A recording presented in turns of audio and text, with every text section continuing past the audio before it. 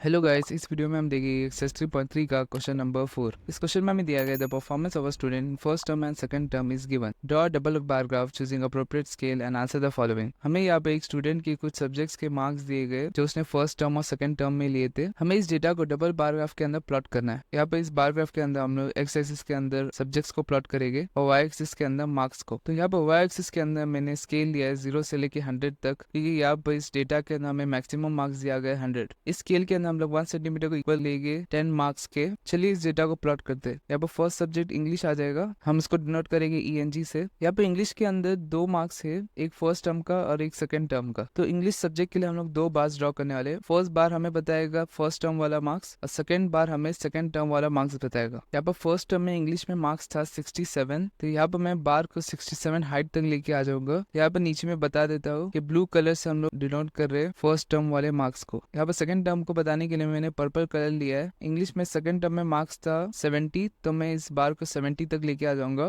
तो यहाँ पे हमने सेकंड मार्क्स को भी डिनोट कर दिया है। यहाँ पे मैं नीचे लिख दूंगा कि मैं सेकंड टर्म को डिनोट कर रहा हूँ पर्पल कलर से। इसी तरीके से मैं बाकी वैल्यूज को भी प्लॉट कर देता हूँ। तो यहाँ पर मैंने इस डबल बार ग्राफ के अंदर सभी वैल्यूज को प्लॉट कर दिए। चलिए इन पार्ट्स के आंसर्स फाइंड आउट करते हैं। यहाँ पर फर्स्ट पार्ट में हमें दिया गया in which subject has the child improved his performance the most. कौन से सब्जेक्ट में वो बच्चा सबसे ज्यादा इम्प्रूव किया। तो यहाँ पे हम इस बार ग्राफ को देख के इजीली एनालाइज कर सकते हैं कि मैथ्स के अंदर उस बच्चे ने बहुत ज्यादा इम्प्रूव किया। फर्स्ट टर्म में उसे आए थे 88 मार्क्स और सेकंड टर्म में आए थे 95 मार्क्स। तो सेकंड टर्म में उसको 7 मार्क्स ज्यादा आए फर्स्ट टर्म से। बाकी सब सब्जेक्ट में देखिए तो आप इतना इम्प्रूवमेंट आपको नहीं दिखेगा। तो यहाँ पर फर्स्ट पार्ट का आंसर आ जाएगा मैथ्स। नेक्स्ट पार्ट में हमें बताना है in which subject is the improvement the least. कौन से सब्जेक्ट में सबसे कम इम्प्रूवमेंट था। तो यहाँ पर अगर हम इस बार ग्राफ के अंदर देखिए तो सोशल साइंस के अंदर सबसे कम इम्प्रूवमेंट हमें दिख रहा है। फर्स्ट टर्म से सिर्फ 2 मार्क्स ज्यादा आया था सेकंड टर्म के अंदर। तो यहाँ पर सेकंड पार्ट का आंसर आ जाएगा सोशल साइंस। लास्ट पार्ट में दिया गया has the performance gone down in any subject, यानी कौन से सब्जेक्ट में ऐसा हुआ था कि फर्स्ट टर्म में ज्यादा मार्क्स और सेकंड टर्म में कम मार्क्स, वो सब्जेक्ट हमें बताना है। तो यहाँ पर अगर हम लोग इन 5 सब्जेक्ट के ग्राफ्स देखेंगे तो हमें दिखेगा कि हिंदी में परफॉर्मेंस नीचे जा रहा है। उस बच्चे को फर्स्ट टर्म के अंदर हिंदी में 72 मार्क्स आए थे और सेकंड टर्म में आए थे 65। तो यहाँ पर थर्ड पार्ट का आंसर आ जाएगा हिंदी। तो हमारा क्वेश्चन नंबर 4 कंप्लीट हो चुका है।